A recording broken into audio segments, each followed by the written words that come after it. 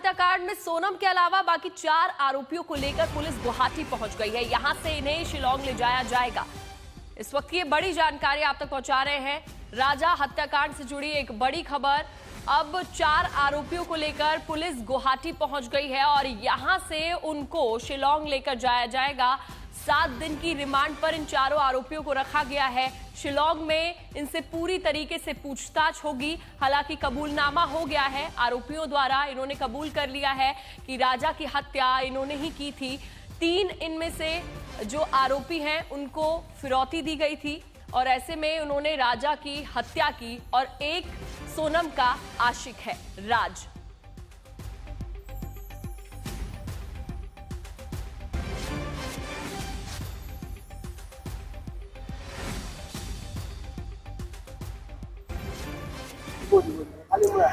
मेरी मौजूदगी इस समय गुवाहाटी के एलजीबीआई एयरपोर्ट पर है, जहां पर आज राजा रघुवंशी हत्याकांड के बाकी 4 आरोपियों को लाया जा रहा है। बता दें कि कल देर रात उनको इंदौर से दिल्ली और दिल्ली से गुवाहाटी के लिए आज सुबह रवाना किया गया है। और मेरे पीछे आप मेघालय पुलिस को देख रहे होंगे। मेघालय पुलिस के ऑफिसर्स सब यहाँ पर हैं, बिल्कुल हाई अलर्ट पर हैं।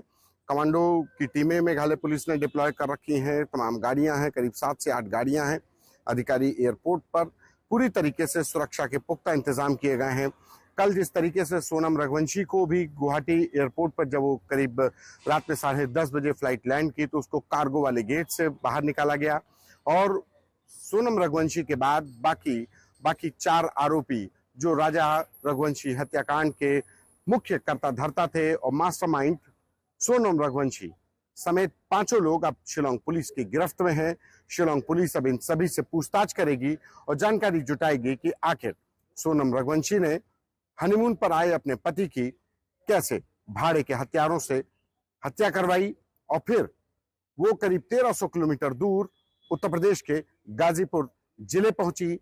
कैसे उसने पूरे हत्याकांड का ताना बाना बुना, ये तमाम जानकारियां अब शिलांग पुलिस को पूछताछ में सामने लानी होंगी।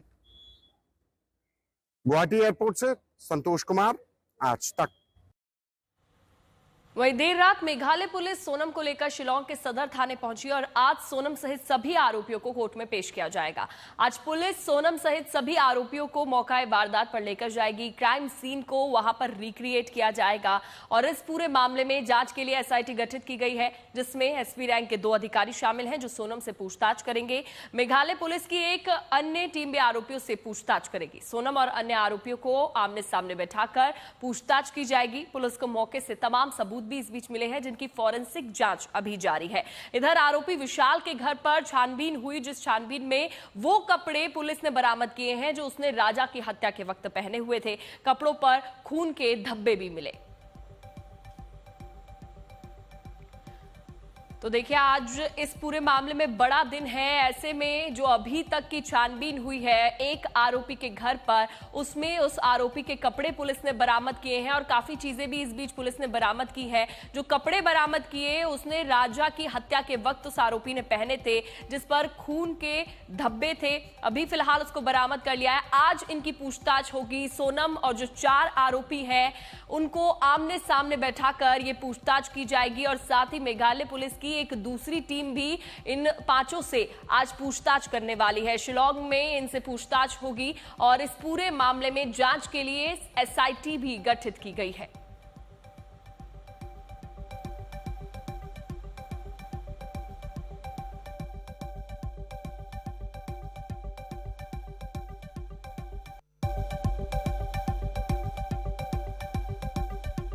राजा रघुवंशी हत्याकांड में एक बड़ा खुलासा हो गया है। दरअसल आरोपियों ने कबूल कर लिया है कि उन्होंने ही राजा रघुवंशी की हत्या की है। इंदौर क्राइम ब्रांच के एसीपी इस वक्त हमारे साथ मौजूद हैं, जो लगातार उस ज्वाइंट टीम का हिस्सा थे जिन्होंने इंदौर में धरपकड़ की थी 8 और 9 जून की रात को और उसके बाद से लगातार मेघालय पुलिस के साथ में थे। कबूलनामा क्या हुआ, अब हम सीधे इंदौर पुलिस की जुबानी सुनते हैं। सर, क्या कबूला है चारों आरोपियों ने? 4 आरोपियों ने, जिसमें कि एक राज जो इंदौर में था, उसके अलावा जो 3 आरोपी इंदौर से कैसे गुवाहाटी होते हुए शिलांग पहुंचे थे और किस प्रकार इन्होंने पूरी घटना को अंजाम दिया था, ये उन्होंने पुलिस को बताया है। और साथ में ये भी बताया कि विशाल उर्फ विक्की जो है, उसने पहले जो वहाँ से एक हथियार खरीदा था उसको राजा को पीछे से वार करके वार किया। पहला वार उसने किया। उसके अलावा जब वो अचेत हो गया, मृत अवस्था में आ गया, तो उसके बाद इन्होंने सबने मिलके उसकी डेड बॉडी को नीचे खाई में फेंक दिया। सर, इन लोगों ने क्या अपना कोई रूट बताया है? ये इंदौर से गुवाहाटी गए और फिर वहाँ से शिलोंग गए जहाँ पे इन्होंने हत्याकांड को अंजाम दिया, तो ये कैसे गए थे? बाय रोड गए थे या फिर ट्रेन के जरिए वहाँ तक पहुँचे थे? और इनकी टिकट क्या राज ने ही करवाई थी इंदौर से? ये जो आरोपी, तीनों आरोपी यहाँ ट्रेन के माध्यम से, अलग अलग ट्रेन के माध्यम से, चूँकि इंदौर से कोई डायरेक्ट ट्रेन थी नहीं गुवाहाटी की, तो ये दूसरी चेंज करके वहाँ गुवाहाटी तक पहुँचे थे और लौटने में भी ये ट्रेन बदल कर इंदौर तक पहुँचे।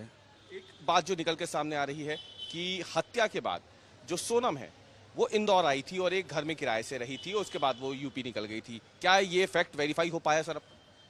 देखिए, सोनम से जो पूछताछ शिलांग पुलिस कर रही है, अगर सोनम ने शिलांग पुलिस को इस बारे में बताया है कि घटना के बाद वो इंदौर आई थी और वो रुकी थी, तो इस संबंध में अगर शिलांग पुलिस हमसे कोई जानकारी साझा करती है तो वो कहाँ रुकी थी, किसके साथ रुकी थी, उन चीज़ों की को वेरीफाई हम करेंगे। ये जो आरोपी हैं, इनका घर हमने देखा बहुत ही निम्न तबके से आते हैं, बेहद गरीब परिवार से आते हैं। क्या पैसों का कोई लालच इन्हें दिया गया था? और अगर दिया गया था तो कितने में डील हुई थी, कितने में सुपारी दी गई थी इनको राजा को मारने की? जैसा कि उन्होंने अपनी पूछताछ में बताया कि राज ने लगभग 40 से 50 हज़ार रुपये इनको दिए थे, क्योंकि ये जा रहे थे वहाँ गुवाहाटी और शिलोंग जाना था इनको, तो खर्चे के हिसाब से इन्होंने लगभग 40 से 50 हज़ार रुपये देना कबूल किया है।